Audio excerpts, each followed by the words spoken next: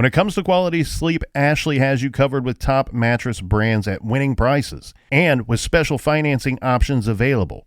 You can snooze now and pay later. Plus, your mattress purchase helps give the gift of better sleep to children in need and U.S. Special Operations Forces. Visit your local Ashley store or shop online today and make every snooze count. Financing is subject to credit approval. See store or ashley.com for details.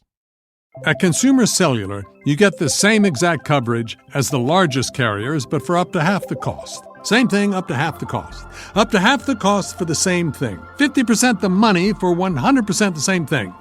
I hope I'm making myself clear.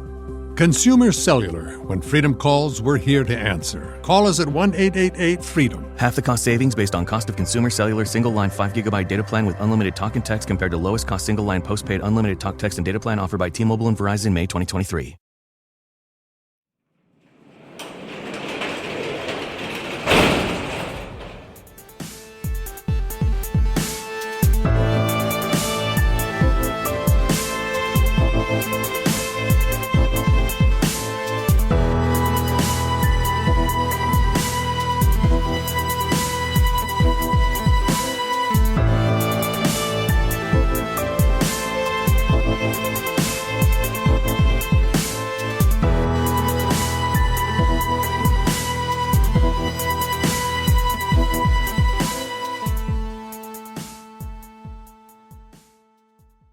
Welcome to True Crime Garage. Wherever you are, whatever you are doing, thanks for listening. I'm your host, Nick, and with me, as always, is my garage compadre, and we would like to point out that just when they think they have the answers, we change the questions. Here is the captain. Yeah, the captain always asking the tough question, who's a what's it? It's good to be seen, and it's good to see you. Thanks for listening. Thanks for telling a friend.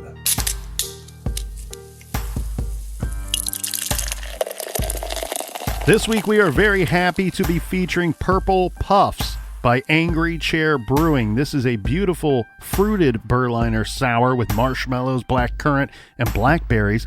And I'm not a big sour fan, but I can get down with Purple Puffs. And my Untapped friends give it a garage grade of 4.25 bottle caps out of 5. And let's give some praise to our friends right here. First up, a big cheers to April from Ramsey, Minnesota. And a big shout out to Stacy G in Alabama. Next up, we have a shout to Ijan, a longtime listener down in Macon, Georgia. And a big we like your jib to Scott from Portland, Oregon. Next up, here's a shout to Jeffrey in Bracknell, Ohio. And last but certainly not least, we have new friend of the show, but a long-time listener. It's a first-time, long-time situation, Captain. Cheers to Brenda in Halifax, Nova Scotia, Canada. That's right, she's in all 3 places. Everybody we just mentioned went to truecrimegarage.com and helped us out with this week's beer fund. And for that, we thank you. Yeah, BWERUN beer run. Thanks for listening. Thanks for telling a friend. If you need more True Crime Garage for your earballs, check out our bonus show called Off the Record. That's on Stitcher Premium. To find it, just go to truecrimegarage.com and click on the link, and that is enough of the business. All right, everybody, gather around, grab a chair, grab a beer. Let's talk some true crime. Special.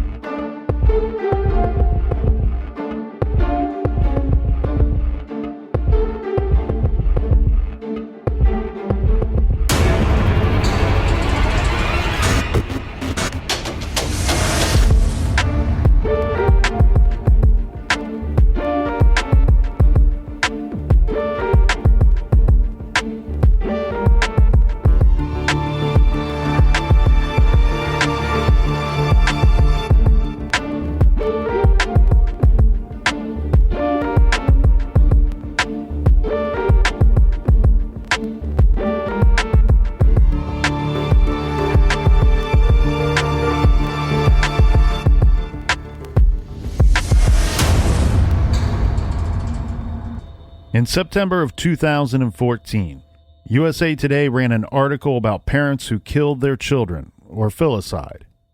The article cites 3 decades of FBI homicide data that shows on average 450 children are killed every year by their parents. Northeastern University criminologists applied statistical models to the records. USA Today analyzed the database for a detailed look at who kills, who is killed, and how. Several patterns are apparent. The vast majority of child victims, 3 out of 4, are under 5 years of age. Nearly half of all victims died from physical beatings or other injuries at the parents' hands. Fathers are more likely to kill. Quote, violence is a masculine pursuit, says Jack Levin, a Northeastern University criminologist. When mothers kill, they are far more likely to kill victims under the age of 1 than children of any other age.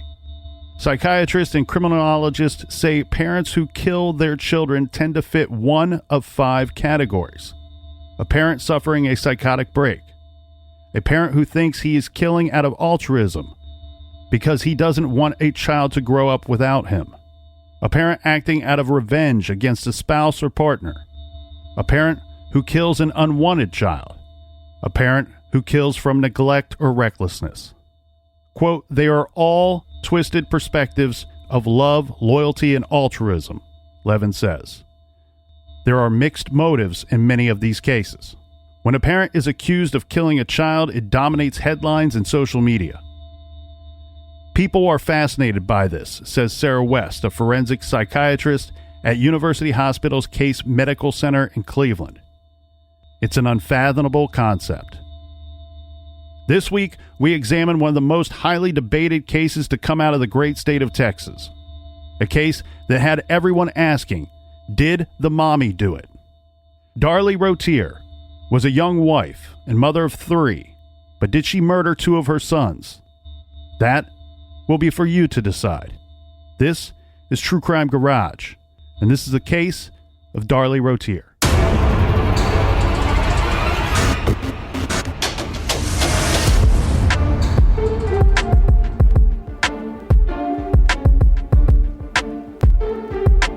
One of my favorite true crime writers is the great, almost legendary status Skip Hollandsworth, who writes for Texas Monthly Magazine.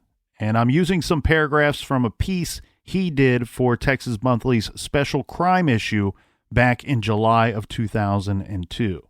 Here, Skip briefly takes us through some events leading up to the attack as well as events after the murder of 2 small boys. The people in this true crime story are parents Darren and Darlie Routier and their 3 sons, Damon, Devin, and Drake. On June 5th, the boys played in the hot tub, and that evening, Damon and Devin huddled under blankets in front of a television Darren had just installed in the living room. Darlie and Darren would later say that they stayed up talking past midnight. They kissed each other goodnight. Darren went upstairs to the master bedroom, where Drake, then just 7 months old, was asleep, while Darlie curled up on the couch downstairs next to the 2 older boys. She had been sleeping on the couch that week, she said, because she wanted to watch over Damon and Devin, who had been spending the night downstairs since school let out, and because she was a light sleeper and would sometimes be awakened by Drake turning over in his crib. A few hours later, a 911 dispatcher in Roulette received a frantic call. Quote, someone came in here, Darlie screamed. They just stabbed me and my children. In the early morning hours of June 6, 1996, Devin Routier, who was 6, and Damon, 5, were murdered as they slept on the ground floor of the family's well-kept brick home in Roulette, a suburb east of Dallas. Devin was stabbed twice in the chest with such force that the knife almost went all the way through his body. Damon was stabbed 6 or more times in the back. Darlie, who was also sleeping downstairs, had 2 slice wounds to her right forearm and 1 in her left shoulder, and her throat had been cut. Doctors said she survived only because the knife stopped 2 millimeters short of her carotid artery. In a written statement given to the police a few days later, Darlie, then 26, told the following story. She was awakened by Damon's cries of, "Mommy, Mommy." In the dark, she didn't even notice she was hurt.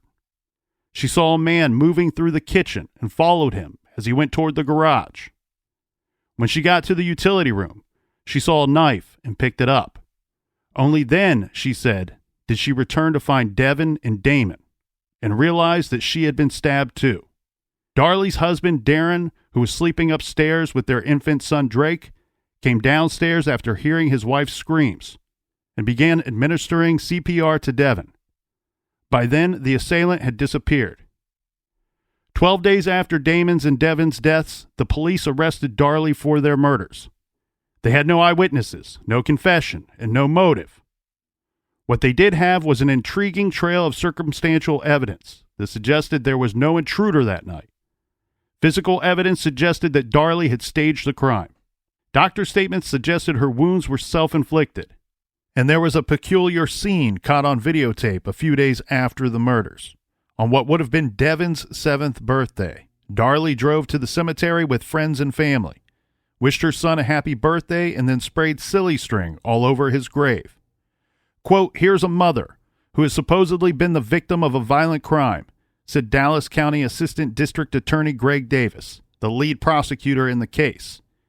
"She has just lost 2 children, and yet she's out there literally dancing on their graves." After the murders, Darlie gave conflicting accounts of what exactly the intruder had done to her. One officer said she told him that she had struggled with her assailant on the couch. Another officer said she told him the struggle was at the kitchen counter. A friend who talked to Darlie while she was in the hospital said Darlie told her that she remembered lying on the couch as the man was running the knife over her face. But in her formal written statement to police, Darlie said her only view of the man came as he was walking away from the couch. She said she just couldn't remember any distinct details about the attack or the killer, except that he was wearing dark clothes and a baseball cap. Was it really possible that Darlie, who could be awakened by her baby moving in his crib, had slept through the stabbings of her sons a few feet away? Now, Captain, Rolette PD were suspicious regarding Darlie early in their investigation, saying that they were tipped off by a few different things, one being the 911 call, Darlie's behavior, and the crime scene evidence versus Darlie's account of the events of that night. We're going to play a little clip of her 911 call. It's really hard to make out what's happening, but just so you can hear her energy on the call and then how intense the call is. 911, what is your emergency? Ma'am? What? Who did? Hang on. Hang on, ma'am.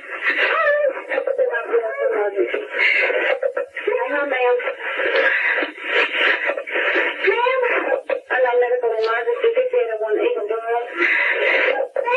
Ma'am, I'm trying to get an ambulance to you. Hang on a minute. My baby's forgot. What's going on, ma'am? Oh, my God.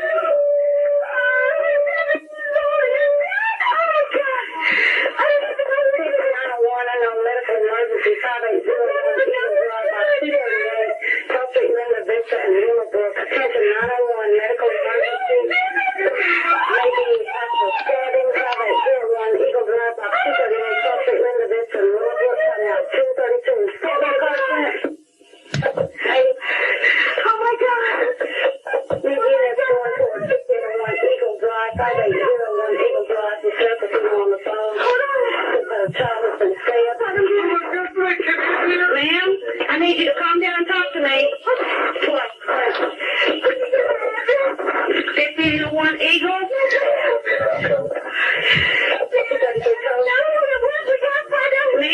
Ma'am, listen to me.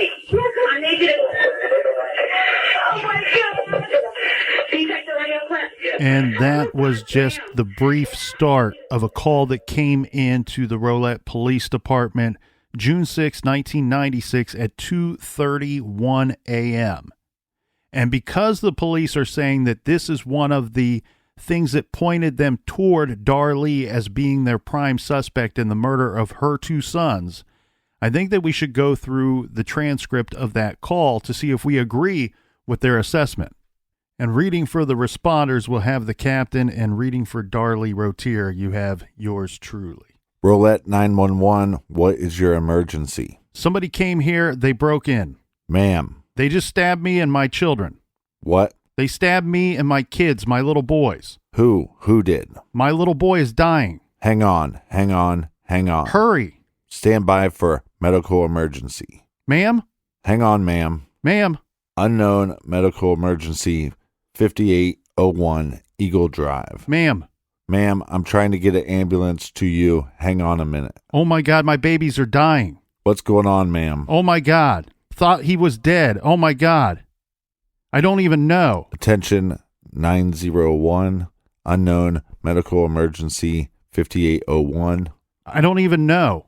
Eagle Drive, box 238, Cross Street, Linda Vista, and Willowbrook. Attention 901 medical emergency. Who was breathing? Are they still lying there? Maybe possibly stabbing. 5801 Eagle Drive, box 238, Cross Street, Linda Vista, and Willowbrook. Oh my God, what do we do? Timeout 232. Oh my God. Oh my God. Needs units going towards 5801 Eagle Drive, 5801 Eagle Drive. Oh my God, my baby's dead. Damon, hold on, honey. Hysterical female on the phone says her child has been stabbed.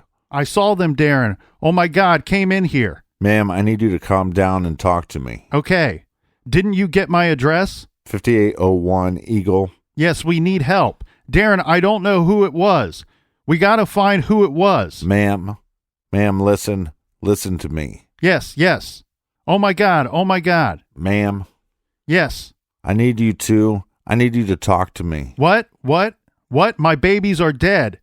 Do you want, honey? Hold on. Ma'am, I can't understand you. Yes. You're going to have to slow down, calm down, and talk to me. I'm talking to my babies. They're dying. What is going on? Somebody came in while I was sleeping.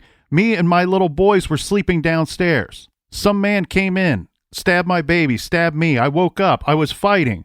He ran out through the garage, threw the knife down. My babies are dying. They're dead. Oh my God. Okay, stay on the phone with me. Oh my God. What happened? Hold on, honey. Hold on. Who was on? It was the white phone. Hold on.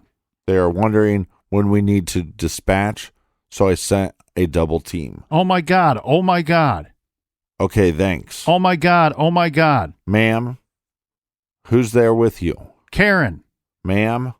What? Is there anyone in the house besides you and your children? No, my husband. He just ran downstairs. He's helping me, but they're dying. Oh my God, they're dead. Okay. How many little boys? Is it 2 boys? There's 2 of them. There's 2. What's the cross street on the address on Eagle? Oh my God, who would do this? Listen to me. Calm down. I feel really bad. I think I'm dying. When are they going to be here? 5801 Eagle Drive, 5801 Eagle Drive. When are they going to be here? Going to be a stabbing. When are they going to be here? Ma'am, they're on their way. I gotta just sit here forever. Oh my God. Who would do this? Ma'am, how old are your boys? What? How old are your boys? 7 and 5. Okay. Oh my God. Oh, he's dead. Calm down. Can you? Oh God, Devin, no. Oh my God. Is your name Darlie? Yes. This is her. Is your husband's name Darren? Yes, please hurry. God, they're taking forever. There's nobody in your house. There was, you don't know who did this? Then a police officer is on the scene, and you can hear him say, "Look for a rag." Darlie replies, "They killed our babies." The police officer says, "Lie down." "Okay, just sit down." Darlie Routier says, "No, he ran out. They ran out in the garage. I was sleeping. My baby's over here already cut. Can I? Phone is right here. You all look out in the garage. Look out in the garage. They left a knife lying on." There's a knife. Don't touch anything. "I already touched it and picked it up." Who's out there? Is anybody out there? "I don't know. I was sleeping." Okay, ma'am, listen. There's a police officer at your front door. Is your front door unlocked? "Yes, ma'am, but where's the ambulance?" Okay. "They're barely breathing." If they don't get it here, they're going to be dead. My God. Hurry, please hurry. Okay, there. Police officer says, what about you? Is 82 out on Eagle? Huh? They ran. We're at Eagle, 5801 Eagle. My God, hurry. 82, are you out? Police officer, nothing's gone, Mrs. Routier. Oh my God, why would they do this? Police officer, the problem, Mrs. Routier. What'd he say? Why would they do this? Okay, listen, ma'am. Need to let the officers in the front door, okay? What? Ma'am. What? Need to let the police officers in the front door. His knife was lying over there. I already picked it up. Okay, it's all right. It's okay. God, I bet if we could have gotten the prints, maybe. Ma'am, hang on a second. Somebody who did it intentionally walked in here and did it, Darren. There's nothing touched. Okay, ma'am. There's nothing touched. Oh my God. Ma'am, is the police officer there? Yes. Okay, go talk to him. Okay. The total length of the call is 5 minutes and 44 seconds long.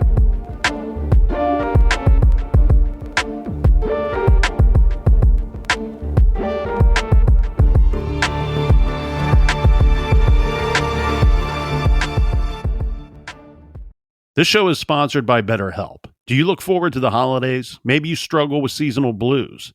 This time of year can be a lot, and it's natural to feel some sadness or even anxiety about it. But adding something new and positive to your life can counteract some of those feelings. Therapy can be a bright spot, something to look forward to make you feel grounded, and to give you the tools to manage everything going on. If you're thinking of starting therapy, give BetterHelp a try. It's entirely online, designed to be convenient, flexible, and suited to your schedule. Just fill out a brief questionnaire to get matched with a licensed therapist and switch therapists at any time for no additional charge. Find your bright spot this season with BetterHelp. Visit BetterHelp.com/garage today to get 10% off your first month. That's BetterHelp, HELP.com/garage. At Consumer Cellular, you get the same exact coverage as the largest carriers, but for up to half the cost. Same thing, up to half the cost. Up to half the cost for the same thing. 50% the money for 100% the same thing. I hope I'm making myself clear. Consumer Cellular. When freedom calls, we're here to answer. Call us at 1-888-FREEDOM. Half the cost savings based on cost of consumer cellular single line 5 GB data plan with unlimited talk and text compared to lowest cost single line postpaid unlimited talk, text, and data plan offered by T-Mobile and Verizon May 2023. You can live out your MasterChef dreams when you find a professional on Angie to tackle your dream kitchen remodel. Connect with skilled professionals to get all your home projects done well. Visit Angie.com. You can do this when you Angie that.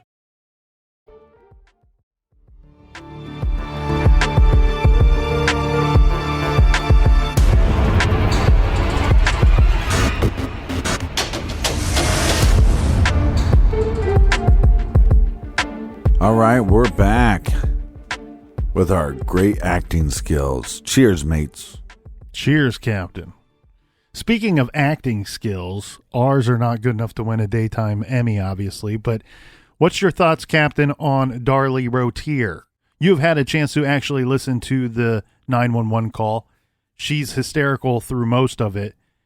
It's very chaotic, but it's 5 minutes long, so it's long enough to really get a feel for what's going on and probably have an opinion on what it is you're hearing and deduce maybe some of the emotions, the thoughts, or even suspicions going on with her on the call. Yeah, it's hard to tell if she's acting or reacting because it is a mom supposedly coming out of her sleep and seeing her kids dying in front of her and the amount of blood that's probably at the scene. But it seems like there's no coherent thought that she's giving to the dispatcher except for a couple lines, and those seem to be the lines that are suspicious, where she, his knife was laying there and I already picked it up. I bet if we could have gotten the fingerprints, maybe. That line almost seems to me that she's about to say, well, I bet if if I hadn't touched the knife, we could have got fingerprints. Mm-hmm. But also, she is basically establishing a reason why she touched the knife and why her fingerprints would be on the murder weapon. And that's what law enforcement will point out, as well as the prosecutors later, that this is the problem with her 911 call, that she's referencing the knife, does not need to mention the knife, does not need to mention that she picked it up. It's almost like she's planting that information for everybody to be aware of. Hey, you'll probably find my fingerprints on this knife because I'm telling you now, I picked it up. Mm-hmm. And you might not find an intruder's fingerprints on the knife because I picked it up after he threw it down. The thing is, though, it's a little difficult when you review the transcript of the 911 call and after you've heard the actual audio for the call itself, because the first time that she mentions really finding the knife or that somebody threw down a knife, she's answering the operator's question. The operator's question was, what is going on? To which she says, someone came in while I was sleeping. Me and my little boys were sleeping downstairs. The other issue with the transcript, too, is you have multiple dispatchers or operators communicating. They're, at times in the 911 call, communicating with each other and not Darlie. You know, they're responding to, oh, we need emergency services to this address. And then you have the other dispatcher or operator saying something to the effect of emergency services have been dispatched or have been dispatched at this time. And one of the things we weren't able to do because it was just us two reading the transcript, and I don't think the transcript is that clear, but if you listen to the 911 tape, at some point when her husband comes downstairs and she's going, oh my God, he starts going, oh my God, reacting the same level of intensity she is. So for somebody to say that she's acting, I would say, well, then I guess the husband's acting as well. Which is difficult, again, because as you know, you hear him come into the scene, the way that he's behaving suggests to me that he might be seeing this all for the very first time. Right. He's walking into some shit and he's like, oh my God, what the hell is going on? Yeah. I have no clue, and I've just walked into pure chaos, blood all over my family. Yeah. So the first time she mentions that knife, it's her reacting to the operator's question of what is going on. And at that point, when she says that the man, he ran out through the garage, threw the knife down, my babies are dying, they're dead, oh my God. Mm-hmm. She makes no mention of her picking up the knife on that first go-around of that question, which is interesting to me because if it was information that she really thought that she needed to plant and get out there and provide to everyone in the heat of the moment, well, she certainly passed on it on the first opportunity. Well, and then the other one, she says, you all look out in the garage, They left a knife laying on. There's a knife. Don't touch it. And that's when she says, well, I already touched it. I picked it up. But I think it's weird, though, and I don't know what she's actually intending to mean when she says somebody who did it intentionally walked in here and did it. That's odd that intentionally there's nothing touched. And I don't know if she meant that the intruder came in and didn't touch anything. But that's an odd line to me. But again, she's stabbed over 4 times. How much of her body is in shock? How much is she in shock from seeing her, not just her kids dead, but they're dying. They're dying in front of her. Yeah, if she's not guilty, she's 100% in shock, regardless of injuries or what have you.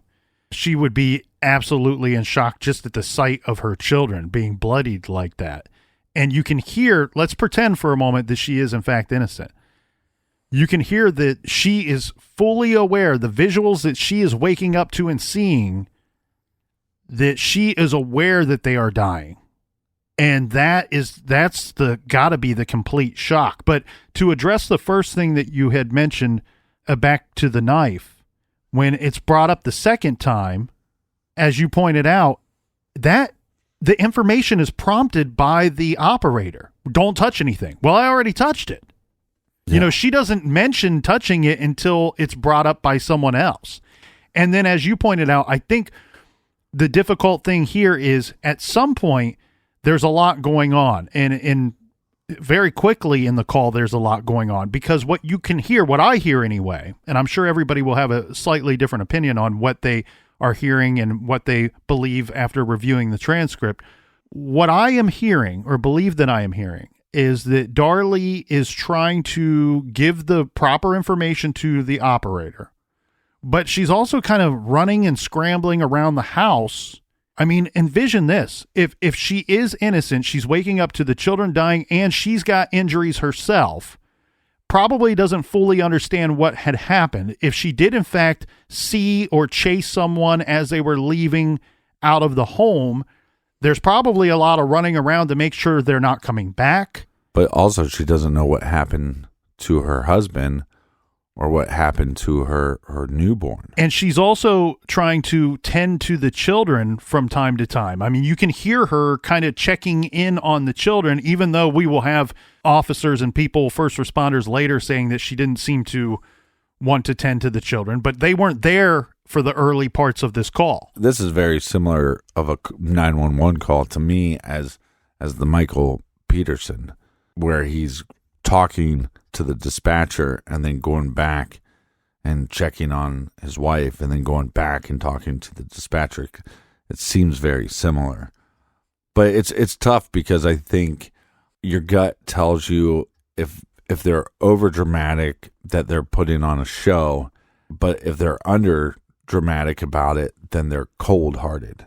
So it's almost like you can't win either way as far as what your gut reaction is going to be to a 911 call like this. Still, on some of the things that you had brought up here, Captain, the portion of saying someone intentionally came in here, nothing was touched. I don't know if we can understand what she means by that, first of all. And second of all, I don't think we know who she's even speaking to when she's saying those words. Right, because we also don't know if the police officer that's there, that's where it's confusing too, is the transcript states that the police officers are there way before the dispatcher is able to get Darlie to confirm that the police officers are there. So did the police officers say something? Did her husband say something to her to prompt that? Like maybe the police officer says to her, don't touch anything, and she says, nothing's been touched. Like other than the knife. Nothing's been touched. I haven't touched anything. Right. And again, we don't know who she's speaking to because we have Darren that arrives downstairs at some point. She is interacting with him at portions of the call. She's interacting with the operator, and then you can hear operator and additional dispatchers on. So there's some confusion there as well. And again, I hear parts where she's clearly at least looking over or tending to the children in some form or fashion. So we don't know who those words were intended for, so it gets difficult to say that she's planting information for people later to use that as part of their investigation. And then there's one part that became a point of contention in this case, and that was where she says, some man came in, stabbed my baby, stabbed me, I woke up, I was fighting. He ran out through the garage, threw the knife down, my babies are dying, they're dead, oh my God. Okay, so the reason why this is a point of contention is because the law enforcement and the prosecution will point out that, oh, you told the dispatcher you were fighting with the intruder. So how do you not have a description of this guy? If you remember, if you were actively fighting with him, you should have some kind of description to provide to us. And we know that she had such a very vague description. She said later that, and would you agree that the quality of the call, the audio for the call is not the best? It's awful. It's not good. So if she says that she said, I woke up and I was frightened or it was frightening, I don't know exactly what she says. I've listened to it a bunch and I could be swayed either way. The audio quality is so poor I can't tell if she's saying it was frightening, I was frightened, or I was fighting. Tell me if I'm wrong in this statement, but investigating this, a couple things jump out as far as her story, whether her story changed or not. We have police officers saying that she told them different stories. We have friends saying that she twisted her stories here and there, like little tiny details altered. Her husband is saying whatever statement that she gave to the police, the final statement, that's the statement she's stuck with all these years. And they even have, defense attorneys and lawyers saying, hey, whatever story she initially told, that's the story she's stuck with. Mm-hmm. She's never changed it. So, one, could she have just messed up some of the details because she was in shock and because of all this stuff that was going on? We know that eyewitnesses can be wrong. So are these people just reporting the information wrong that she told them? Well, and we have to keep in mind what's going on at the scene when she calls, when she first places the call. Again, the call is 5 minutes, 44 seconds long. Before she hangs up the phone, before the end of the call, police are on the scene, and she's unaware that they are there. The officer's probably calling into dispatch saying, hey, I'm here, but the front door's locked. Yeah. They're saying, ma'am, are the police there? And she says, yes. And she says, well, is the front door unlocked? And she says, yes. And then the dispatcher comes back and says, you're going to have to unlock the front door. So one thing I think in her favor here for her to be innocent is the fact that the call is this length of time and she's on the phone with the dispatcher still when police arrive on the scene. So we can't see what she's doing, right? We don't know exactly what she's doing physically during the course of this call. However, we do know that she is at least busy with the call itself for this amount of time. So during this time, it makes it a little extra difficult for her to be further staging the scene while on the phone and police are arriving before the end of the call. Plus, as you pointed out, at some point, Darren comes downstairs after he hears the commotion. She does not, it doesn't sound like she woke him, intentionally went upstairs and woke him, that he heard the commotion and came down on his own to walk into this horrific scene. One, just to let everybody know, to understand the way in which this intruder entered the house. They cut a screen and a window in the garage, got through that window in that garage, got inside the garage, and then went through the house that way. So I think the fact that the police show up and the front door is locked at least leads more towards her story making sense. And when they show up on scene, we have Devin, who is already dead. We have Damon, who is still alive when first responders get to the scene. We have Darlie, who's bloodied. She's running around. And we have Darren, who is downstairs performing CPR on Damon. And baby Drake is still upstairs at this point. Yeah, so hold on for 1 second. Because, okay, postpartum depression, what's the motive here? Can anybody give me a motive of why she'd want to do this? You want to get rid of 2 of your kids, but not all of the kids. You didn't try to kill your kids and then blame it on your husband to get rid of him. You didn't try to attack him. Nobody else was attacked other than who was in that front room. And if she's guilty and she wanted to kill her kids, why would she wake her husband up before the kids were dead? Well, you see what I'm saying? Because, but again, she doesn't actively. It doesn't show any intention of her purposely waking Darren. Where my questions go to is if she were to kill her sons and stage the scene, right, why would she call 911 when one of them is still alive? Right. Because now you're running a huge risk of These kids are old. They're still little kids, but they're old enough that they could tell. Yeah, my mom stabbed me. Yeah, if they're still alive, they could tell the first responders what actually went down. So you can hear her on the phone. She is aware that one of them is still alive. So why would she call? Why wouldn't she just wait a few more minutes? Right. And then call and act all hysterical. And I guarantee you she was being hysterical way before the 911 call.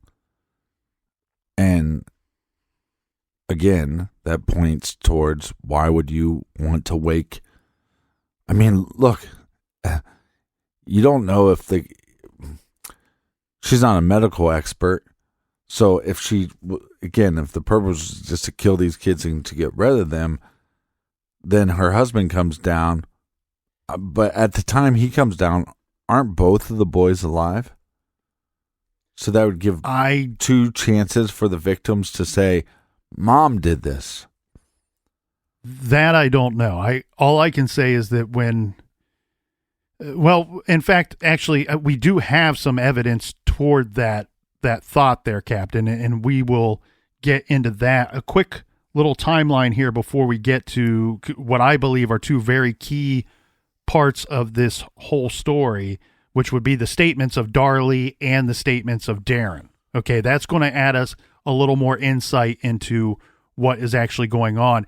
And you already referenced some items at the crime scene itself, and we'll get into those as well. But real quick here, Captain, on June 6th, 1996, that is when Devin and Damon, ages 6 and 5, were murdered. Again, Damon is still alive at the point when the first responders get to the scene. Darlie is taken immediately to the hospital because she has suffered some injuries during the course of this attack. Then we have a situation where on June 8th, Darlie gives a written statement to police. Okay, so this statement that she provides to police, the information I have says that it took her approximately 30 minutes to write this statement for the police. And this, she gave to them a written statement once she was released from the hospital. So she's released from the hospital and she is immediately directly taken to the police station at the police request to provide this statement. And in her statement, she says, Darren and Dana, her husband and my sister, came home from working at the shop. The boys were playing with the neighborhood kids outside. I was finishing up dinner. Damon came home and Devin called, and I told him to be home soon because we were going to eat. Darren played with the baby. This is the infant, Drake. With Dana, her sister, while I pulled everything together to eat. Devin came home and we all ate dinner together. There's too many people with D names. After we ate, we cleaned all the plates. I was changing Drake while Darren put everything in some containers for leftovers. We all talked a little bit about how happy we were that the shop had been so busy for the past 3 weeks, as that we had hoped it would continue since work had been slow for a couple of months. Devin and Damon asked if they could play with one of their friends a little longer, so we said okay. Darren, Dana, and I sat around and watched a little TV. Later, I'm not sure of exact time, I asked Darren to drive Dana home because I wasn't feeling too well. While Darren was gone, the boys brought down their blankets and pillows and asked if they could watch TV. I said yes. They came downstairs and played on the floor in front of the TV with Drake while I made some popcorn. About 20 to 25 minutes later, Darren came in and sat down with us while we watched TV.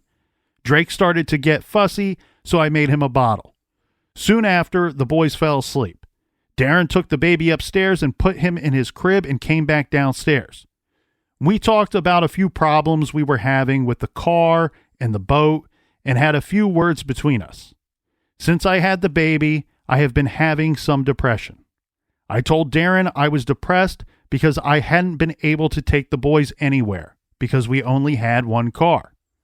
He told me he loved me and asked me if I wanted him to sleep downstairs with me because I wanted to stay up and watch a little TV. I told him no, because I didn't think he would be able to sleep on the couch and get any sleep. I had been sleeping on the couch the past week or so, off and on, because the baby slept in our room in the crib, and when he moved, he woke me up. Darren and I laid together for a little bit, while then decided to go to sleep because he had to work the next day. This was around 12:30 or 1. I'm not sure. He kissed me and said he loved me, and I told him I loved him and would see him in the morning. After a while, I started to get sleepy. The next thing, I wake up and I feel pressure on me.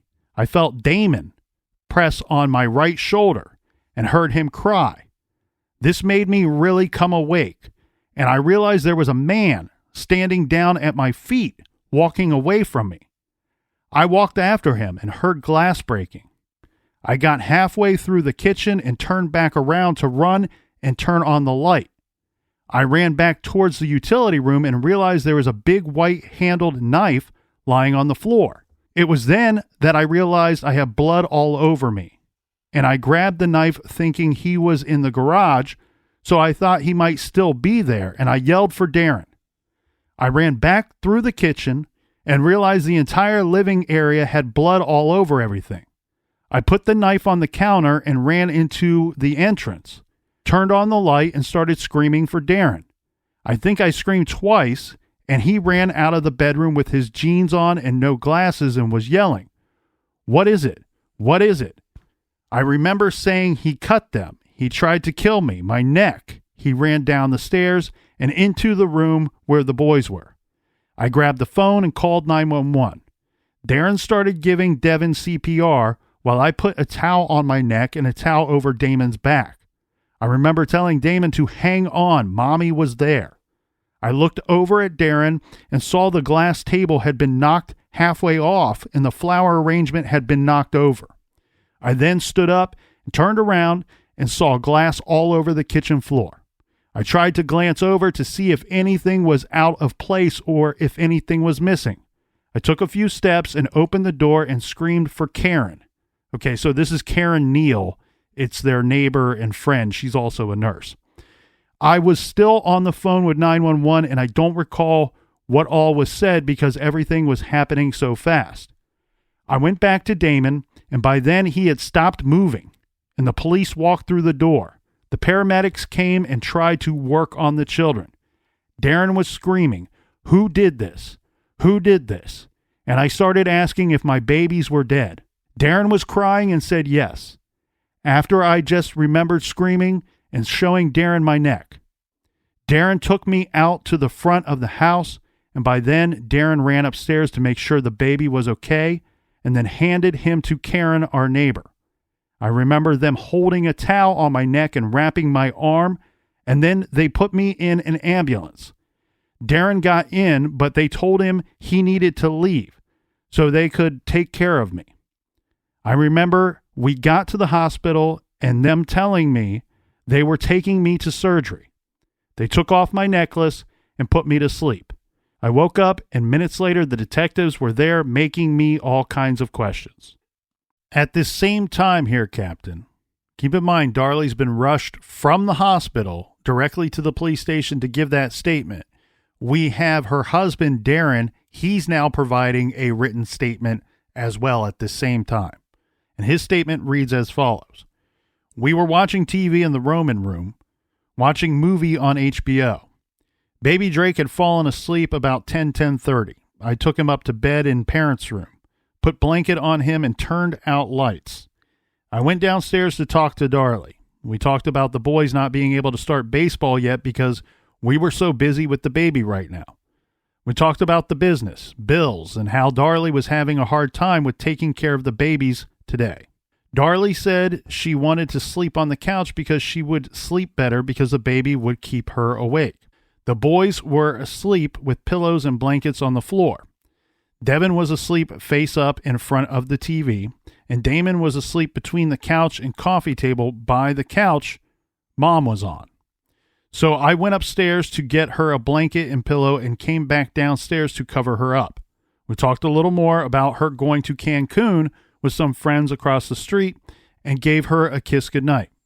Told her to dream about me and went upstairs around 1 a.m. I went and turned on TV in our room and watched for 10 to 15 minutes. I took my glasses off and turned TV off. I could not go to sleep for a while, but finally I fell asleep. Unconsciously, I heard a noise, and then Darlie screaming loud. She was yelling, "Devin, Devin, oh my God, Devin." I woke up quickly and grabbed my glasses on the nightstand and ran downstairs as fast as I could, going into the living room. I ran over to Devin lying on the floor where he was when I saw him last and kneeled down over him to see if he was hurt, and then looked at the coffee table to see it tipped over on him. When I looked again at his chest, there were 2 holes in his chest with blood and muscles piercing out. I slapped his face to get him to say or look at me. No response. I started CPR, and when I blew into his mouth, air came out of his chest. I blew 5 or 6 times and held my hand over the holes on his chest. Then, when that didn't work, I blew into one of the holes in his chest. I looked over at Darlie, and she was on the phone calling 911. I ran over to Damon lying on the floor in the hallway between wall and side of couch.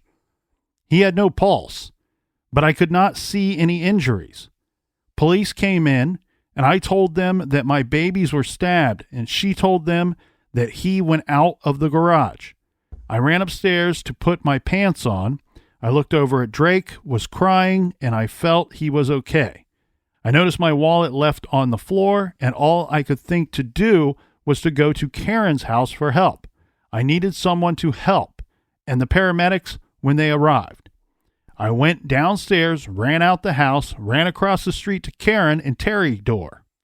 I banged 5, 6 times as hard as I could until Terry comes to the door first, and when I told them that Devin and Damon were stabbed, they were in shock and ran over with me to the house, and that was when they were putting Damon on a stretcher. I knew that Devin was dead before I ran across the street, and Damon had no pulse, but the paramedic carried him out in a blanket out the front door. I ran out yelling that we have to find who did this, and Karen told me that Darlie was cut too. I never knew that she was hurt, yet she had blood all over her from the neck down to the bottom of her nightshirt. She was standing in the doorway with the paramedics, said she needed to go to the hospital. So we helped her into the stretcher, and she said, "Darren, you have to promise me we will find this man. He killed our babies." I walked back into the house, pushed my way through the police, and saw the knife on the bar in the kitchen with blood all over it. Went to garage to look at the window that the police had said he had entered, and I went out of the house and walked across the street, and the neighbors were there to confront me and ask about what happened. I sat for a minute on the curb and walked over to the ambulance where Damon was and asked paramedic, was he alive? And they said no. I was in shock. Karen told me to go with Darlie in the ambulance. So I got in and they threw me out, said they needed to work. So then they asked me questions. From the fire department, he says they wanted to know his social security number, address, and name and such. And I asked what hospital, and no one knew. So found out where Darlie went. This would have been Baylor Dallas Hospital. And drove over to the hospital. At hospital, I was questioned by Detective Frosch for hours. Is there any eyewitness statements, neighborhood statements that heard her scream or saw anything suspicious that night?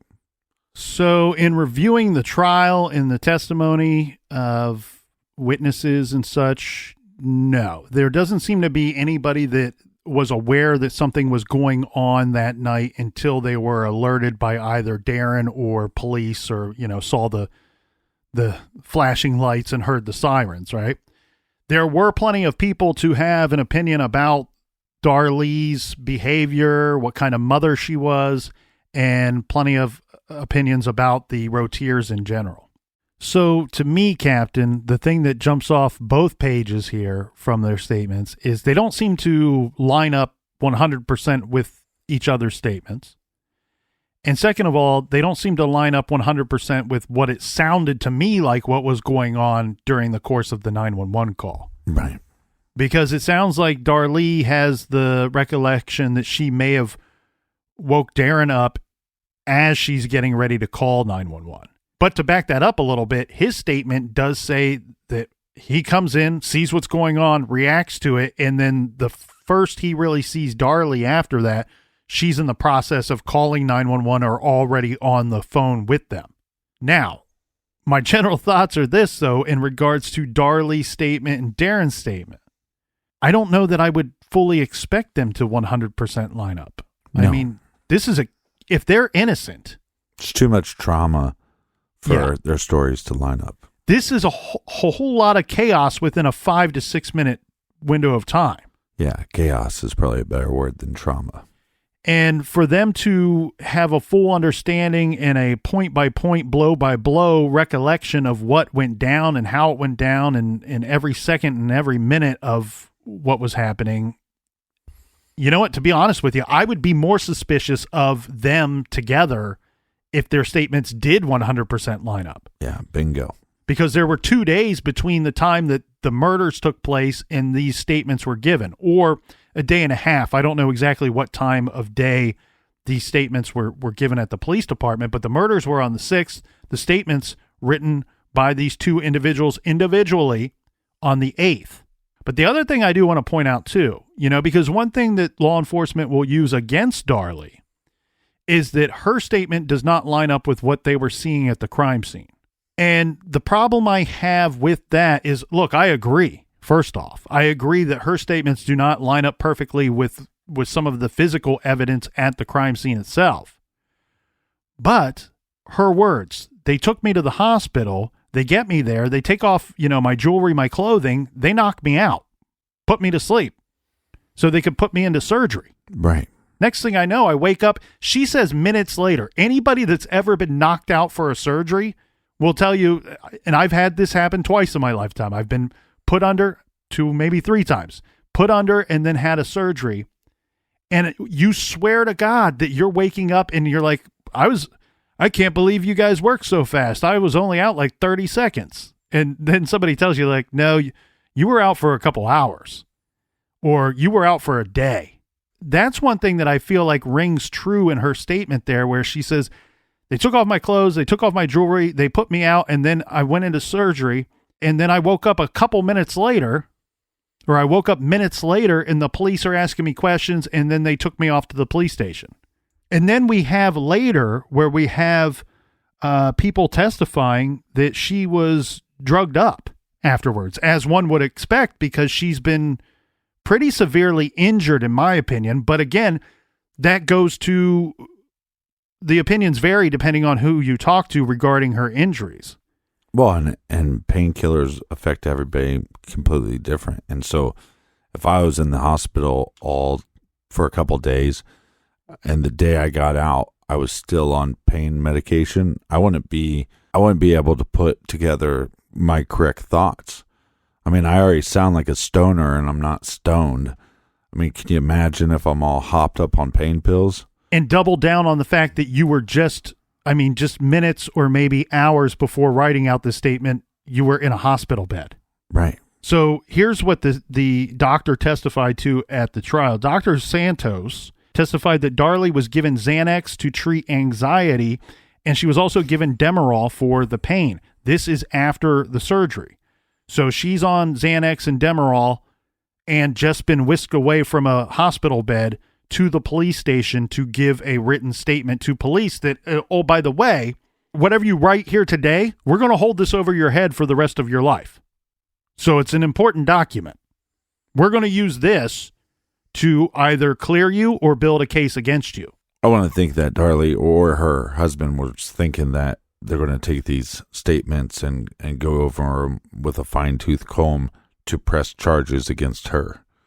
I bet that wasn't even a thought at this moment. Right. She doesn't know that they're building a case against her, that they already suspect her at this point.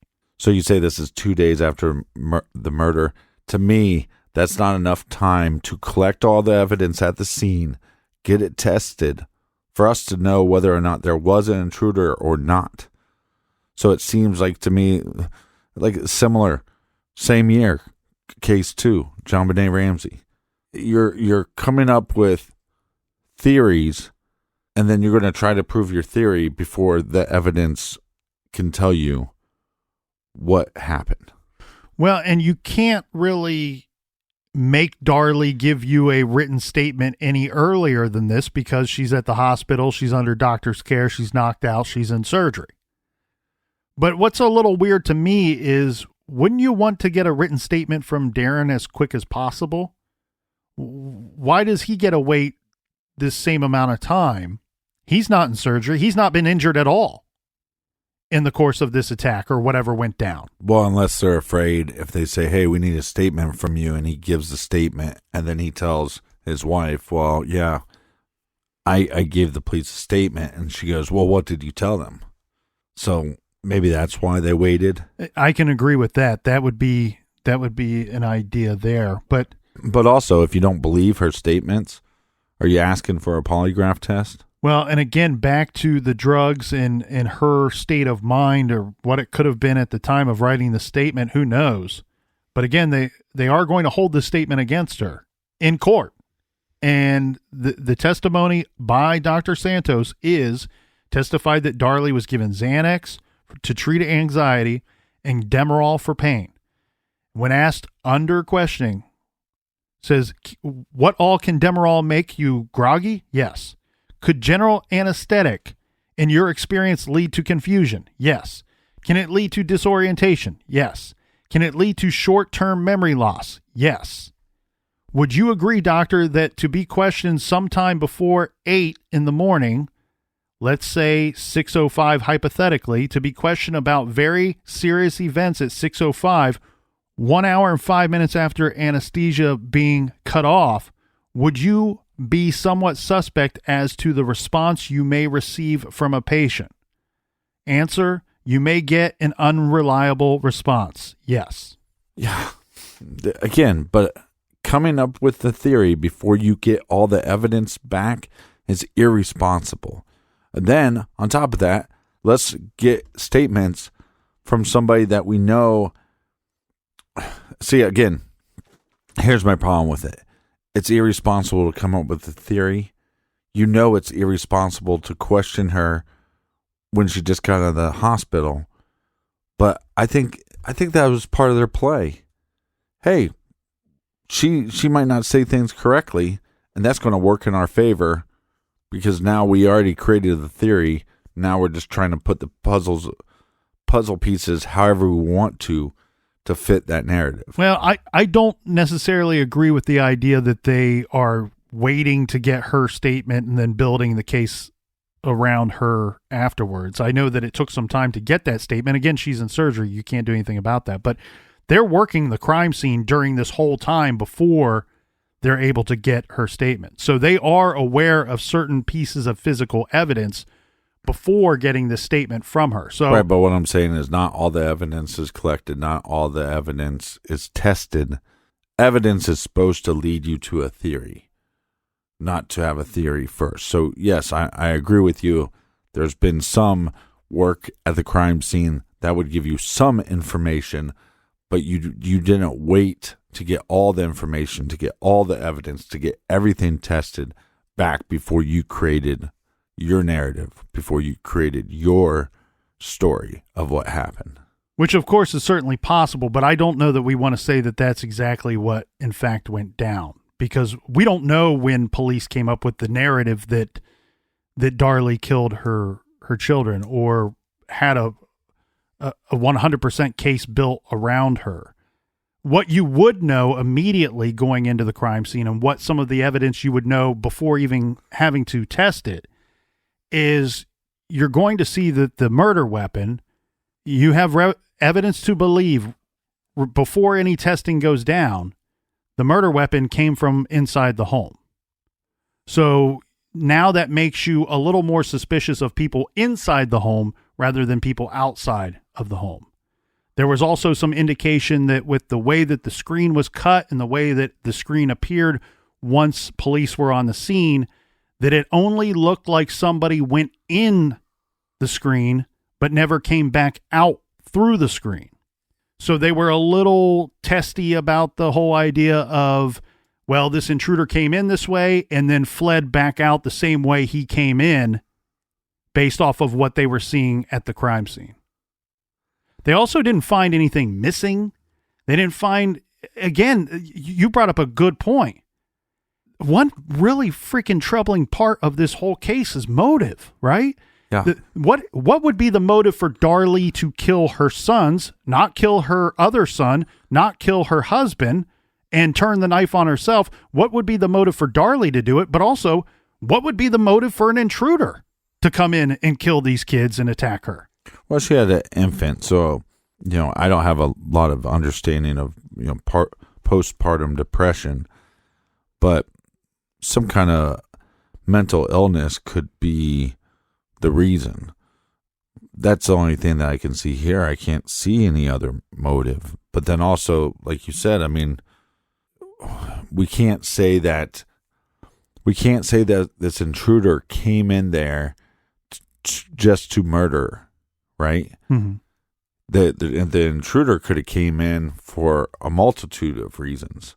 Agreed. Here's this young mother that lives there, and I find her attractive, so, it's a sexual motivation there, or that they're going to break into the house, and now that I'm in here, these people would recognize me, so I have to kill anybody that possibly could identify me. Because for all we know, the kids woke up and saw this individual.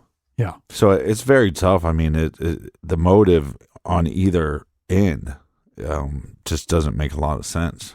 What do you think, Captain, about the whole thought of she saying the purpose of me sleeping downstairs is so the baby doesn't wake me up?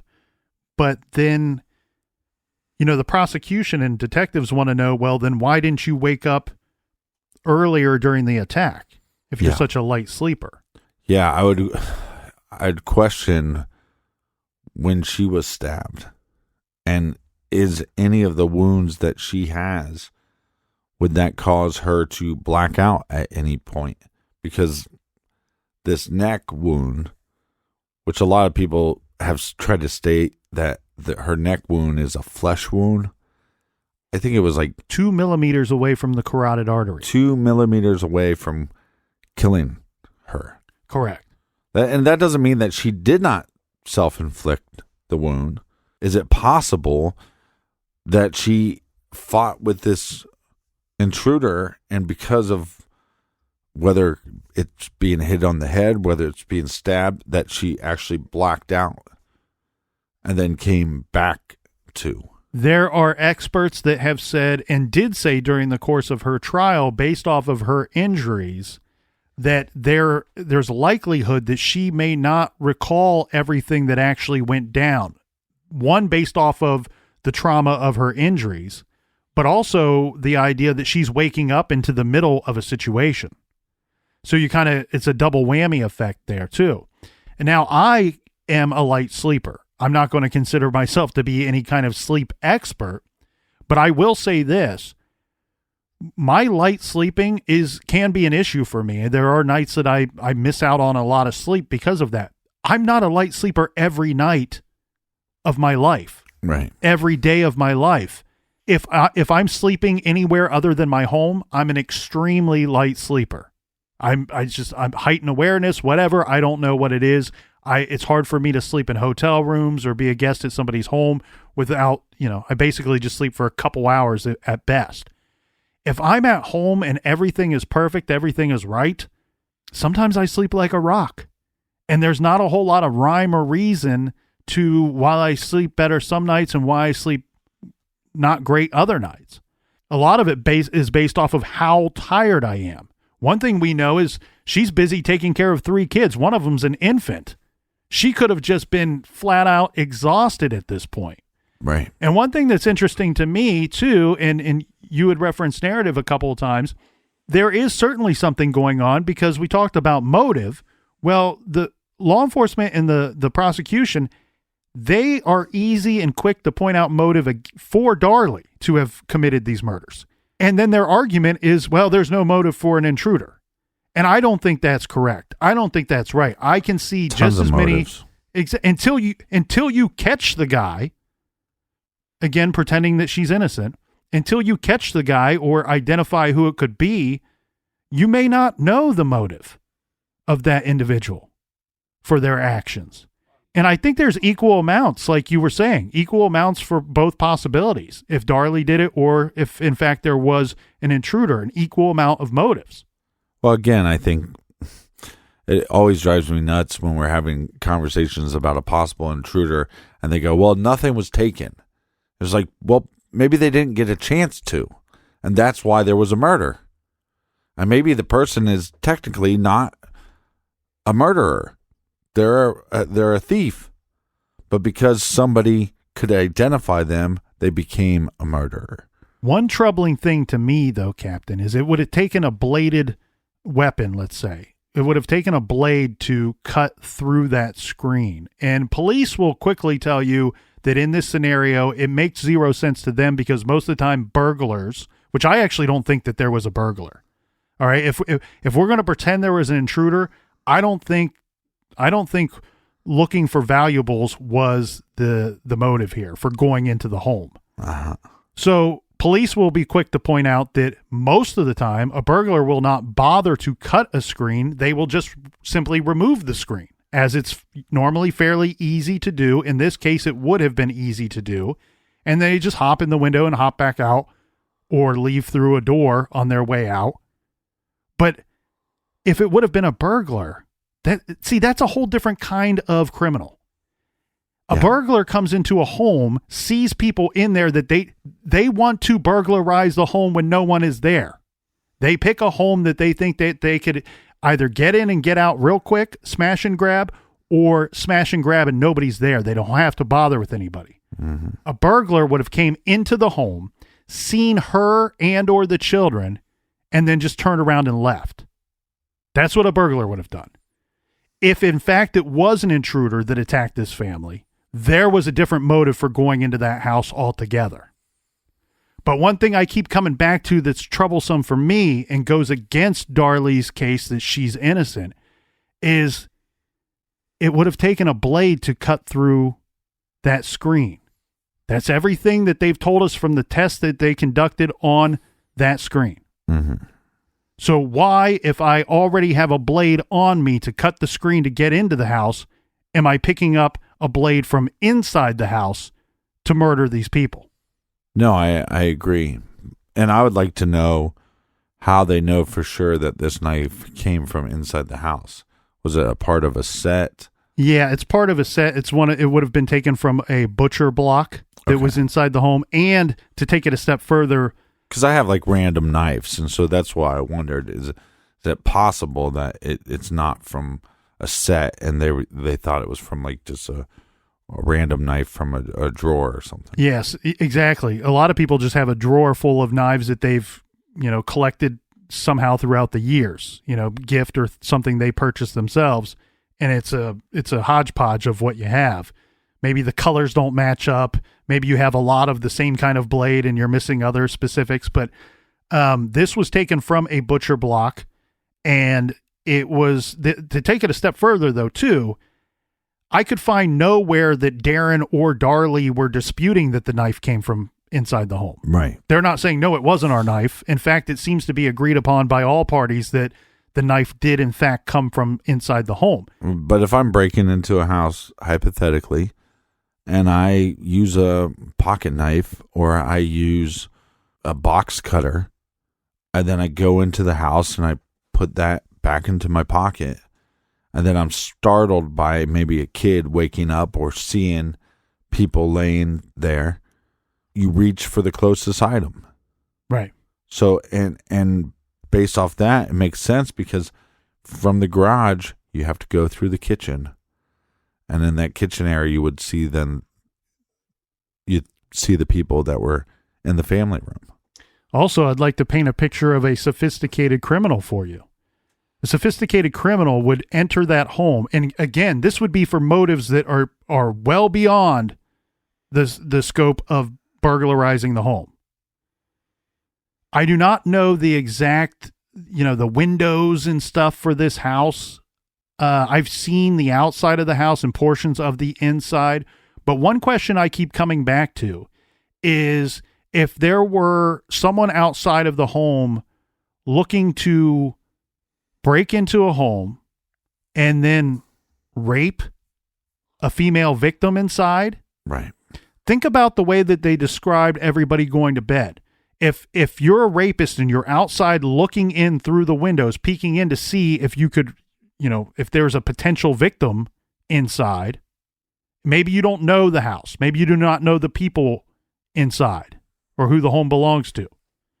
But if you're looking inside, the way that everybody describes the sleeping arrangements to me, it's very likely that a rapist looking in the window would see Darlie, 26 years old, lying on the couch. And from that vantage point, I have to wonder, would he be able to see two small children lying on the floor? Right. They're not laying all together next to each other.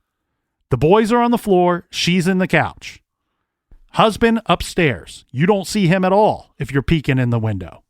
And if you're a sophisticated criminal, you're entering the home already with gloves on thy hands.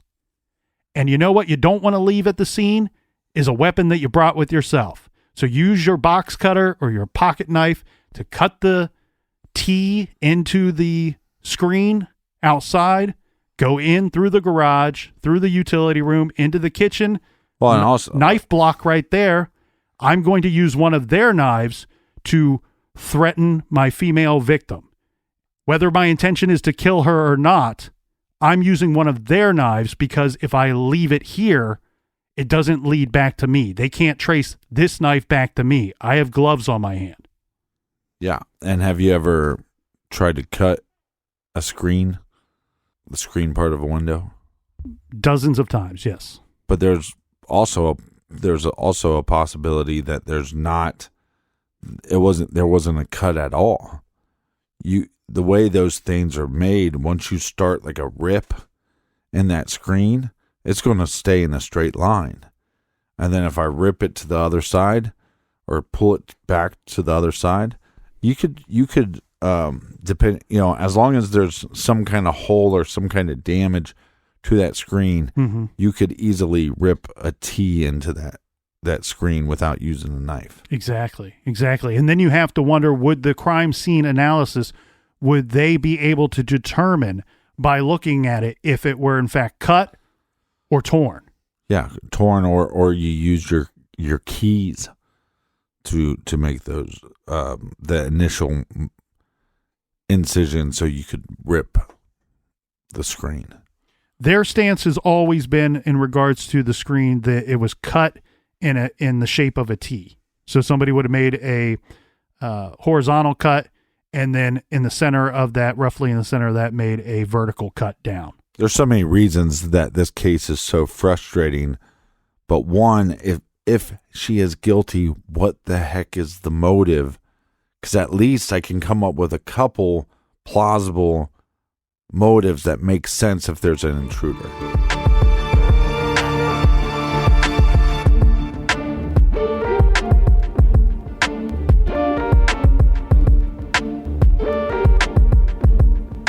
So much more to get to. If you have thoughts and opinions on this case, go to truecrimegarage.com and click on the blog and let us know what your thoughts are. And today is National Missing Child Day, so we want to thank everyone who contributed to this week's beer fund. For a portion of this week's beer fund will go to the National Center for Missing and Exploited Children. So thank you once again. Join us back here in the garage tomorrow. Until then, be good, be kind, and don't you litter.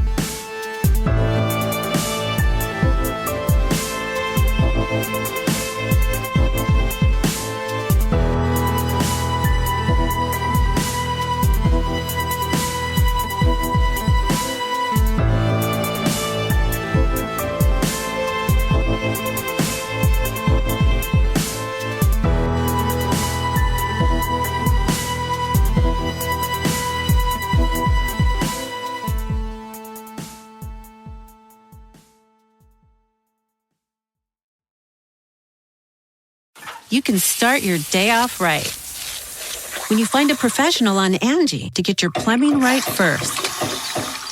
Connect with skilled professionals to get all your home projects done well. Visit Angie.com. You can do this when you Angie that.